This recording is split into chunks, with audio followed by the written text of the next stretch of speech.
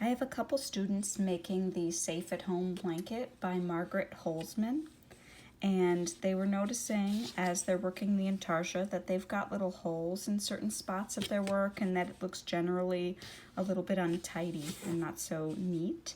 So I wanted to do a quick video just to show you how to close those holes up. And this will work for other type of intarsia projects too. But the idea is here, you want to find where the tail came from. So right here is where my tail is coming in the back. So that's where I have a lot of control to even out my tension. So I'm going to pull some of these looser stitches towards the tail to even out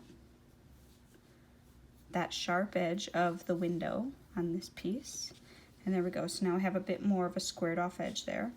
And here I have the opportunity to do that again because there was an added piece of yarn right at this spot to make another window. So I'm going to just gently tighten the stitches that stem from that tail there.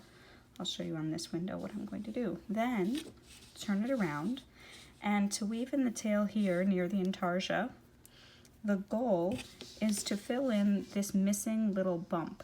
So from between all of these stitches, we have all these little loops that connect each stitch, and you'll see here at the corner there's a stitch on that side connecting these two bumps, but here it's missing because this is where we started the piece.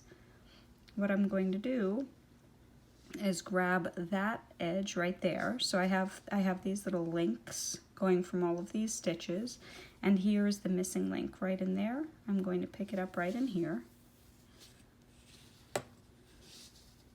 So that's how I would bridge that gap. And then I will weave my tail in a duplicate stitch. So I'm tracing along on the back of the work, I'm tracing along the look of a stitch here, the way that one of the rows went. Go across.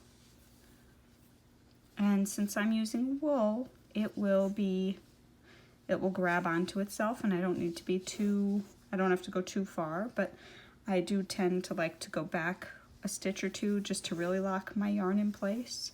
If you're using a cotton, you might want to be a little bit more careful about going far enough down with each piece of yarn.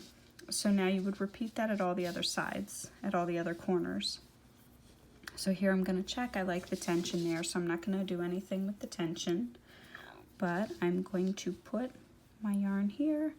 This is the spot where I'm missing my little connector link, so that's where I'm going right here.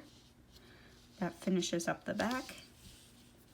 And then I'm going to do my duplicate stitch. I'll do it here this time so you can really see. So you go up. I'm tracing along that very first row of the teal. I'm duplicating my stitches here. So I've gone a couple stitches in this direction. And now I'm just going to go backwards a smidge so that it really locks the yarn into place. But again, this is a wool, so it shouldn't go too far. And since this happens to be a scrap blanket anyway, you could always, if you end up with a little hole somewhere, you could fill it in with another color and it would still look pretty cool. So now here I've got this piece of the beige color, and I'm missing my little bump from the other side. Let's see if this is it. It's not, yeah, that looks pretty good. Yeah, some of it you can fudge, of course, but you can see here I've got nice crisp lines from where I wove in those tails and closed up the edges. So I've got nice crisp 90-degree angles. On this side is where I'm still missing some of that crispness. So that one I just grabbed, and now here, let me close this one up.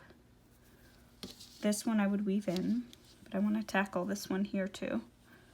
Let's see. So this, we're missing the bump that goes across to here. Let's see. Part of this. I'm gonna grab over here. I know that disrupts a little bit of the back, but I'm just gonna give that a whirl and twist it back, and then look from the front at the right side to see if I like the way that it looks, and I do. and then I would carry on. So some of it you can fudge a little bit.